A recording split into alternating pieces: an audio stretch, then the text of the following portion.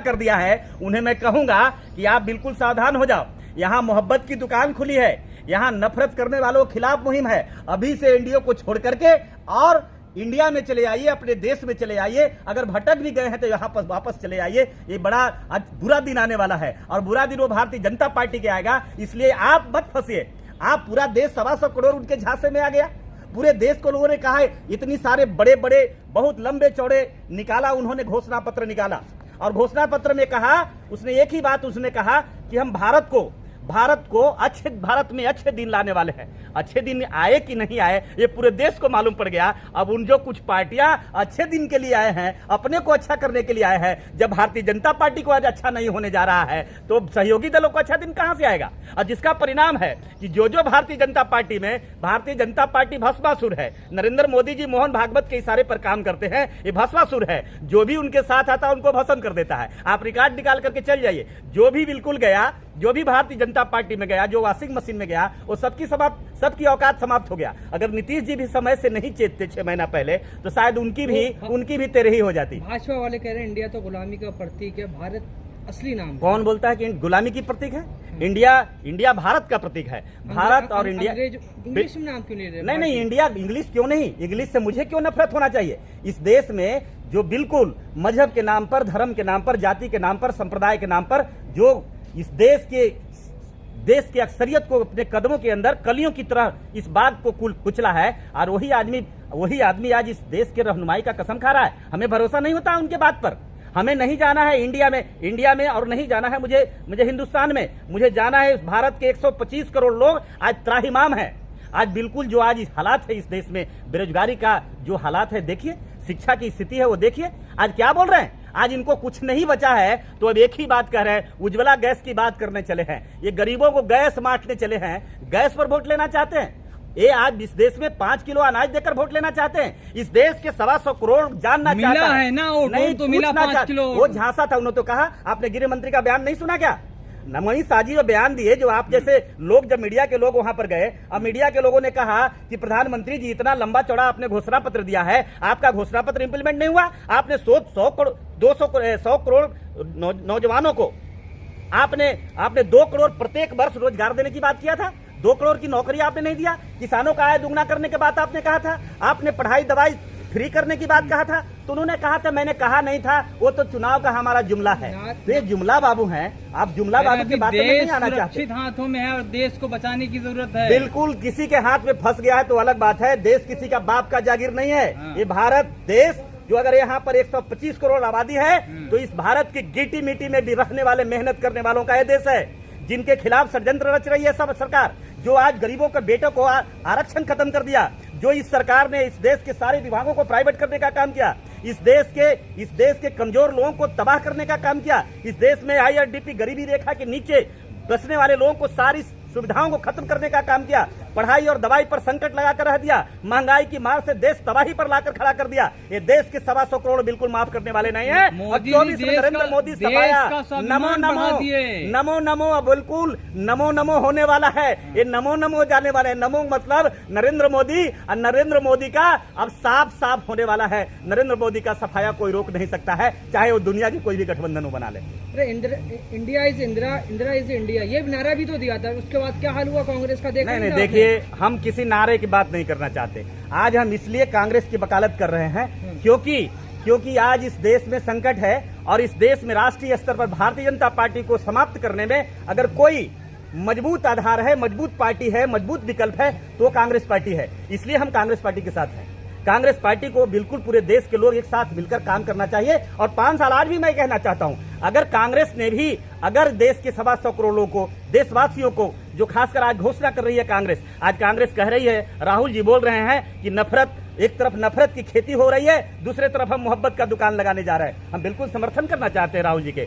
बिल्कुल इस देश में, हमारे इस देश का प्रियम्बल रहा है, हमारी इस देश का अपना एक सोच रहा है, देश का हमारे लोगों का अपनी एक पॉलिसी रही है, हिंदू मुस्लिम सिख आपस में भाई हम बिल्कुल ईद और दिवाली मिलकर मनाते आए हैं, जिसे उस भाईचारा को खत्म करने का काम किया 10-9 साल के अंदर। कल मोदी जी का भाषण था 38 जो है अपने एनडीए के साथियों के साथ में, तो उस भाषण में कोई ऊर्जा नहीं दिख रही थी। तो ऊर्जा कहाँ से? मैं तो बोल रहा हूँ कि वो बिल्कुल इतना सितम था, इतना हताश हो गए थे, क्योंकि उन्होंने देखा कश्मीर से कन्याकुमारी तक, आप जितना भी देश में जनाधार का जोली वाली पार्टियां हैं, क्षेत्रीय पार्टियां, सारी पार्टियां इंडिया के साथ है, और सारे पार्टियां बिल्कुल उन कुछ लोग थे जो पिछले चुनाव में भी उनके साथ गठबंधन में थे। आज देखिए वो गठबंधन हमारे साथ है, वो बिल्कुल गठबंधन आज सेकुलरिज्म के साथ है, वो लोकतंत्र के साथ है, डेमोक्रेसी के साथ है। तो आज उनको सितम आना जरूरी है, क्योंकि अब वो तो दिखाना केवल कर है। कोई लोग जबरदस्ती हंसते हैं, मोदी जी जबरदस्ती मुस्कुरा रहे थे ताकि उद्देश्य को लोगों को लगे कि उन्हें कोई कष्ट नहीं है, लेकिन उनको रिपोर्ट आ गया है और उसका रिपोर्ट का प्रमाण है हमारे पास। कोई हवा में मैं बात करना नहीं चाहता, उनका रिपोर्ट कर्नाटक ने दे दिया, उनका रिपोर्ट हिमाचल ने दे दिया। और दूसरी अभी नई ताजा खबर आपको है, आपको पता चल गया होगा कि बंगाल में निकाय का चुनाव हुआ, बंगाल में पंचायती राज का चुनाव हुआ, जहां 10%, जहां पूरे देश को ठग लिए थे, सत्ता में रहकर दिखा दिए थे, बंगाल बचा हुआ था। बंगाल को कभी हाथ नहीं लगी भारतीय जनता पार्टी, बड़ा उम्मीद किया था भारतीय जनता पार्टी ने, लेकिन उसका भी टेलर यहां पर आ गया कि 10% भी वोट नहीं हासिल कर सके और 10% परिणाम उनके पक्ष में नहीं आया। मान लिया मुझसे गलती हो सकती है, मगर मेरी नियत पे आप जो है नहीं। मोदी जी हैं कौन? मोदी जी कठपुतली हैं आरएसएस का। मोदी जी इस भारत का, आप लोगों को लगता है कि प्रधानमंत्री है, तो उसी तरह का, मैं महामहिम को नहीं बोलना चाहता, बड़ी अफसोस की बात है। आपने देखा होगा कि एक ट्राइबल के साथ मध्य प्रदेश के अंदर क्या हुआ। आज अफसोस की बात है, जिस देश को संविधान के रास्ते ले जाना था, संविधान से जिसे सजा देना था, आज उस व्यक्ति को हाथ में गणपति का फोटो दे करके जिस पे पेशाब किया गया एक ट्राइबल के बेटा पर, और उसको मुख्यमंत्री जी थाली लेकर पांव धो रहे हैं। अरे हमें ये खुशी तब मिलती जब संवैधानिक कार्रवाई करते और स्पीडी ट्रायल करके 3 महीने के अंदर फांसी पर लटका करके उसको दिखाते ये हमारा कानून का राज है। लेकिन पूरे प्रकरण से तो साबित हो गया कि मनुवाद को आप लाना चाहते हैं, जातिवाद को लाना चाहता है, संप्रदायवाद को लाना चाहते हैं, आप हिंदूवाद को खड़ा करके हिंदू मुस्लिम का नफरत पैदा करके पुनः आप सत्ता में वापस आना चाहते हैं। हिंदू खुश है ना मोदी जी कहाँ से? कौन बोलता है? आपके आंकड़े अगर होंगे तो मुझे बता दीजिए आप कि आपके पास कहाँ से 100 करोड़ है? आप देश में 100 करोड़ हिंदू है तो मुझे बताइए, क्या दलित इस देश में हिंदू में आता है? मुझे क्या, अगर हिंदू में आता है तो मुझे बताइए किसने मोरा रोका जगजीवन राम जी को मंदिर जाने से? अगर हिंदू इस देश में SC ST OBC अगर हिंदू है तो हिंदू नहीं मानते हो तो बोलिए। तो आपको तो पता होना चाहिए कि महामहिम राष्ट्रपति महोदया कुछ ही दिन पहले जब मंदिर में पूजा करने गई थी, जिनको गर्भगृह तक पहुंचने नहीं दिया गया, अगर उन्हें आप हिंदू मानते, अगर उन्हें अपना आप मानते, अगर उनसे आपका प्रेम होता तो 2 कौड़ी का पुजारी उन्हें गर्भगृह से बाहर निकाल देता। वहीं वैष्णवी जी रेल मंत्री जी को गर्भगृह के अंदर ले जाकर के ब्राह्मण के हाथों पूजा कराया जाता है।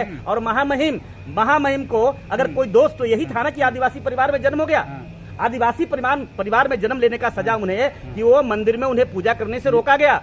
लेकिन और इससे बड़ी विडंबना क्या हो सकती है? कहा जाता है 100 करोड़ हिंदू, तो 100 करोड़ हिंदू तो वही तो मैं कह रहा हूँ, कहाँ 100 करोड़ हिंदू है? आप मुझे बताइए ना। आपसे मैं पूछना चाहता हूँ, क्या इसमें दलित हिंदू है? क्या OBC हिंदू है? आपसे मैं पूछता हूँ, क्या ST हिंदू है?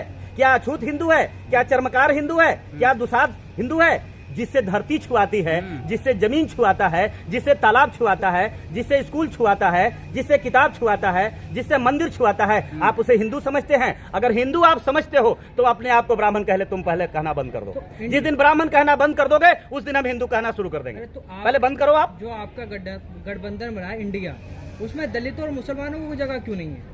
कौन दलित और मुसलमान का जगह आपने आप पहले ही समझ लिया। आज हम जो गठबंधन बनी है, भारतीय जनता पार्टी के जो नीतियां हैं, भारतीय जनता पार्टी संघ परिवार का इस देश में जो बांटने का जो साजिश है, उसके खिलाफ ये मुहिम चलाया जा रहा है। और इसमें जितने भी जो पॉलिटिकल ऑर्गेनाइजेशन चला रहे हैं, किसी को रोका नहीं गया, सबको न्योता दिया गया, सबको बुलाया गया। चंद्रशेखर को दिया, चंद्रशेखर जी जगह पे ओवैसी जी को सब लोग पूरे भारत जानता है। ओवैसी जी भारतीय जनता पार्टी के बी टीम है और मुझे कहना नहीं चाहिए, पर बहन जी आप पता लगाइए, बहन जी पर भी प्रश्न चिन्ह है। अगर बहन जी के आपने नाम लिया है तो बड़ी अफसोस होता है, दुख होता है कि मुझे पिछले विधानसभा के चुनाव में आपने देखा होगा जो सैकड़ों खबर आई, उनके सहयोगियों से खबर आई, मंत्री और विधायकों का, सांसदों का रिपोर्ट आया और कहीं कहीं वीडियो वायरल हुआ कि जो भारतीय जनता पार्टी के पक्ष में मतदान करने की अपील किया गया। तो प्रश्न चिन्ह उन पे जो जरूर लग गया है, जो दलित होकर दलित विलुप्त होकर के दलितों के लिए घर आलू आंसू बहाते हैं। केजरीवाल को बी टीम कहते थे, अब साथ में बिठा लिया। देखिए मामला यह है कि बड़ी शक्ति से लड़ने के लिए छोटी शक्तियों को भी एक साथ लेना पड़ता है। मुसलमान से नहीं लेंगे, क्यों नहीं लेंगे? लेंगे? मुसलमान कोई बाहर से नहीं आया है, हाँ। मुसलमान भारत का भी प्रियम्बल है। लीडरशिप नहीं चाहते नहीं, वो मुसलमान की। वैसी मुसलमान का हिमायती अगर है ओवैसी जी, तो मुझे निकाल दीजिए। कई राज्यों में महाराष्ट्र का रिकॉर्ड निकालिए। महाराष्ट्र में अगर आज अगर कट्टरपंथ महाराष्ट्र के अंदर अगर कोई मनुवादी ताकत आज जो हालात पैदा किया है और वहाँ सत्ता में किसी ने लाया है, तो वो भूमिका ओवैसी जी का है। और पता लगाइए कि जहाँ से जहाँ 6 सीट पर आप जीत हैदराबाद की रिपोर्ट हाँ, क्यों नहीं निकालते? हैदराबाद में रिपोर्ट निकालिए कि भारतीय जनता पार्टी के सहयोग से वो जीतते हैं, क्योंकि वो जो दोनों भाई चुनाव जीतते हैं उसमें इनका अपना कोई वजूद नहीं है। उद्धव ठाकरे को क्या कहें? वो खुद कहते हैं कि मैं हिंदूवादी हूँ। उद्धव ठाकरे ने कबूल नहीं, उद्धव ठाकरे ने कबूल किया। नीतीश कुमार ने भाजपा के साथ सरकार आप बनाई है। सुनिए, मैं एक बात आपको स्पष्ट कर देना चाहता हूँ। उद्धव जी ठाकरे को जानते होंगे देखिए, ना आप तो। उद्धव जी के पिता दादा का नाम जाना होगा आपने। उद्धव जी के दादा का नाम है प्रबोधन कार ठाकरे, और प्रबोधन कार ठाकरे बाला साहब ठाकरे के पिताजी हैं। और उनके पिताजी बिल्कुल 100% सेकुलर पर्सन थे, सेकुलर सोच के लोग थे, जो हमेशा सेकुलरिज्म के लिए काम किया। रिकॉर्ड आप उनकी पुस्तक निकाल कर देख लीजिए प्रबोधन कार जी के। लेकिन बीच में ठीक है, बाला साहब का कुछ सोच अलग था, हिंदूवादी सोच में थे। लेकिन उद्धव जी के नियत पर प्रश्न नहीं उठ सकता है। खुद कह रहे हैं मैं हिंदूवादी हूँ। देखिए, हिंदूवादी की अगर बात करते हैं तो हम किसी को हिंदू होने से रोक नहीं सकते हैं। लेकिन हिंदू होकर मुसलमानों का विरोध करें, सिखों का विरोध करें, बौद्धों का विरोध करें, ये सोच होना नहीं चाहिए। हम कहाँ धर्मात्म करने की बात किसी कर रहे हैं? मायावती ओवैसी के अलावा मुस्लिम और दलित लीडरशिप में चंद्रशेखर हैं, बदरुद्दीन अजमल है, उनको क्यों नहीं शामिल? आएंगे, प्रयास चालू है। और जो इंडिया जो खासकर ये भारतवर्ष का 115 करोड़ लोगों का जो इंडिया बनी है, 115 करोड़ बिल्कुल दलित और मुसलमान साथ होंगे। पिछड़ा दलित मुसलमान मिलकर बदलो हिंदुस्तान। बिना मुसलमान इस भारत के 20% भारत में 20% मुसलमानों की आबादी है। बिना मुसलमानों का भारत नहीं बन सकता है। 20% लीडरशिप से आप मुसलमानों की नियत पर कभी शक मत करना। ये वही मुसलमान है जब आजादी के समय में मोहम्मद जीना ने ऐलान किया था कि भारत छोड़कर आ जाओ। और उस समय आप सुनिए, मुसलमानों पर कभी शक मत करना। ये भारत में वही मुसलमान है। ये मौलाना अब्दुल कलाम आजाद के खानदान के लोग हैं। भारत का मुसलमान जो है वो असली देशभक्त है। जो आज इस देश में देशद्रोही है, वो आदमी आज देशभक्त का सर्टिफिकेट पाता है? नहीं, छोड़िए बात, पहले एक बात मुझे कंप्लीट करने दीजिए। अगर आपने सवाल मुसलमानों का अगर किया है, मुझे दिन याद है जब 1947 में मोहम्मद जीना ने कहा था तुम्हारे लिए मैं एक नया मुल्क बनाया हूँ, आप भारत को छोड़कर पाकिस्तान में आ जाओ। लेकिन मुझे याद है जब भारत के मस्जिद के मीनार से, इस मुल्क के मस्जिद के मीनार से खड़ा होकर के जब ऐलान किया था मौलाना अब्दुल कलाम आजाद ने, ये भारत को छोड़कर नहीं जाना भारत के मुसलमानों, क्योंकि भारत की इसी मिट्टी में तुम्हारे पुरखों की कब्र है। और भारत के मुसलमानों ने परीक्षा देने का काम किया। 20% में आधा % मुसलमान भी भारत से बाहर नहीं गए और भारत की मिट्टी में रहकर, भारत के देश में रह करके ये परीक्षा देने का काम किया। अब देशभक्ति का परीक्षा दिया। 100 में 100 मुसलमान भारत में खरा उतरने का काम किया। आज मुसलमानों को आतंकवादी कहते हो, मुसलमानों को आप राजनीतिक हथियार बनाना चाहते हो, राजनीतिक शस्त्र बनाना चाहते हो। बिल्कुल ये आपका ये सपना कभी पूरा नहीं होने देंगे। भारत के सेकुलरिज्म चाहने वाले, धर्मनिरपेक्षता पे काम करने वाले। आप कह रहे हैं कि वो राष्ट्रवादी नहीं मानते, मगर आप लोग, अरे भाजपा, सुने पूरी बात सुने, मगर कांग्रेस या बाकी सेकुलर पार्टियां उनको टिकट क्यों नहीं देती हैं? फिर छोड़िए टिकट क्यों नहीं? हम कह रहे हैं, आप पहले ये तो आप सुन लो कि भारत के आजाद कराने वाले लोग, भारत के आजाद कराने वाले लोग हैं, वो भारत में स्वतंत्रता सेनानी नहीं है।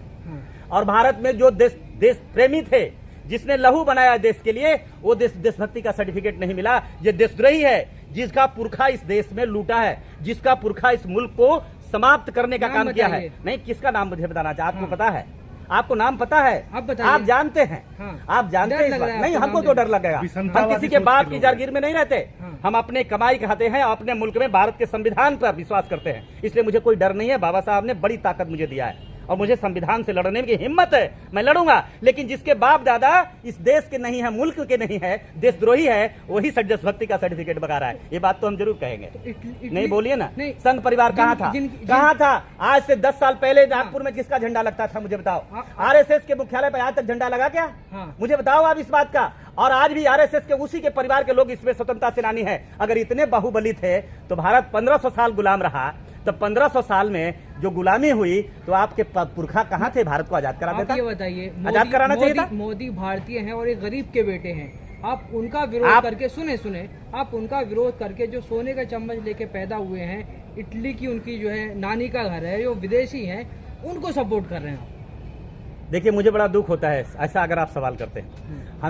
हम इस देश में ऐसे सोच के नहीं हैं जो हम भारत और इटली और भारत और अमेरिका, आप अपनी पूरी देश की ताकत को ले जाकर के अमेरिका के चरणों में विसर्जित कर दिया है, पूरी भारत की इस अस्मिता को, इज्जत को, तब आपने नहीं सोचा, तब आपको समझ में नहीं आया। और आप जो कह रहे हैं इटली का, हम विश्व की बात करते हैं, बिल्कुल बंधुत्व की बात करते हैं, भाईचारा की बात करते हैं, सामता की बात करते हैं, समानता की बात करते हैं, हम विश्व वैश्विक बात करते हैं। आज बिल्कुल ये मामला नहीं है। श्रीमती सोनिया गांधी जी पर अगर आप कहना चाहते हैं तो मैं स्पष्ट कर देना चाहता हूं, सोनिया गांधी जी राष्ट्रवादी हैं, सोनिया गांधी जी भारतवासी हैं, और सोनिया गांधी को बड़ी बलिदान है कि आज भी इस मुल्क में इस भारत के बेटा से शादी करके आज ही इस मिट्टी में दफन होने के लिए तैयार हो गया, कभी भारत को छोड़ने का निर्णय नहीं लिया, और आज भी संघर्ष कर रही हैं। जिसने अपना पति को त्याग किया, जिसने अपनी सास को त्याग किया, जिसने आज भी उनका बेटा शादी नहीं किया। एक लोग हैं जो शादी के लिए न जाने क्या कर ले रहे हैं, लेकिन इस देश के लिए शादी नहीं। नरेंद्र मोदी कौन बोलता है? पता लगाइए, शादी किए हैं कि नहीं किए। शादी करके यशोदा बेन कहाँ है, पता लगा लीजिए। अब तो अकेले नहीं पता तो आप क्यों हैं? वो तो एक सजा दे रहे हैं, एक महिला का अपमान है। आप जो नरेंद्र मोदी जी किए हैं, हम समझते, हम तो स्वर्ग और नरक नहीं जानते। अगर उनके परिभाषा में स्वर्ग और नरक है तो शायद नरक में मुझे जगह नहीं मिलने वाली है। शेर को आप इतने लोग कौन शेर है? मोदी जी शेर है? तो मोदी जी शेर है तो मुझे बताइए, मोदी जी के 56 इंच का सीना मुझे बताइए, और कहाँ शेर है मुझे बताइए। कौन सी देश में, कौन सी कंट्री में?